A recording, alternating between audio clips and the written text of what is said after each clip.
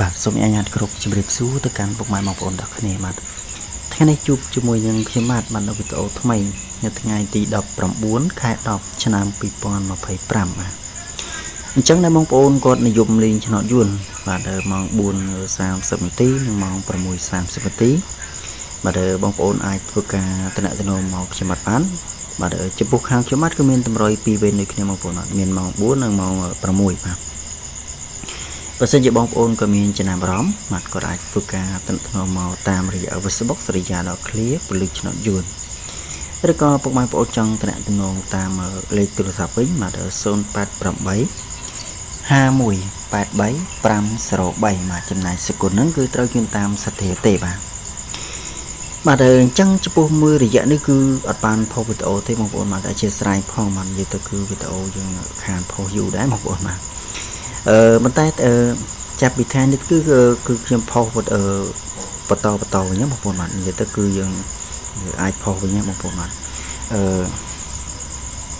ដោយសារមួយរយៈនេះគឺវីដេអូយើងផុសអត់សូវកើតទេបងប្អូនបាទនិយាយទៅគឺវីដេអូគឺមានបញ្ហាបាទ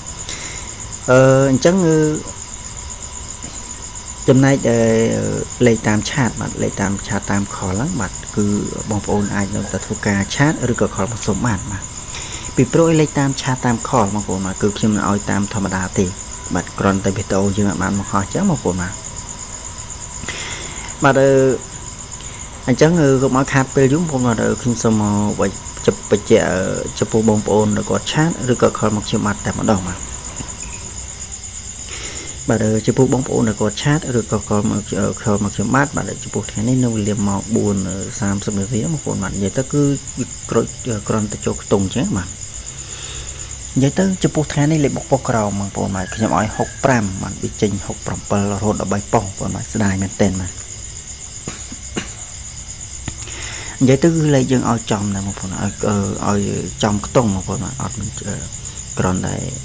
ចូលខ្ទង់ទេបងប្អូនគឺមិនចូលចំទេបាទចំពោះម៉ោង 6 វិញបាទចំពោះម៉ោង 6 ហ្នឹងក៏ចូលខ្ទង់ដូចគ្នាបងប្អូនខ្ញុំឲ្យកៅដែរបងប្អូនប៉ុន្តែយើងឲ្យកៅ 4បាទគឺនិយាយទៅគឺវាចេញកៅ 9ណានិយាយទៅចំពោះលេខតែ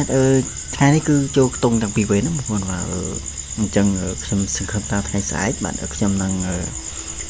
មានលេខល្អៗបាទសម្រាប់ដល់បងប្អូនគាត់ចង់បានអីគាត់អាចធ្វើការឆាតឬក៏ខលមកខ្ញុំបានបាទ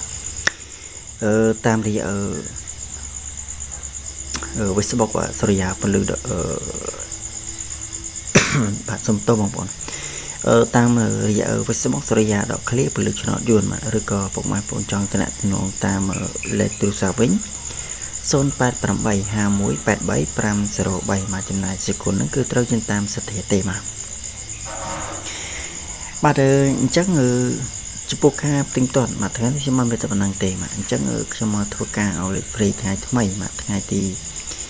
19ខែ10ឆ្នាំ2025បាទ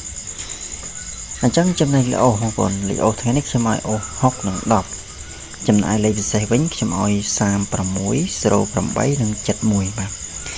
ចំណែក3លេខវិញខ្ញុំឲ្យ371គុណបាទបើសិនជាបងប្អូនគាត់ចង់បានលេខបញ្ជាក់ម៉ោងពីខ្ញុំបាទគាត់អាចធ្វើការតំណមកបានបាទចំពោះខាងខ្ញុំបានហ្នឹងគឺមានតម្រុយ2វេនបាទមានម៉ោង 4:30 នាទីដល់ម៉ោង 6:30 នាទី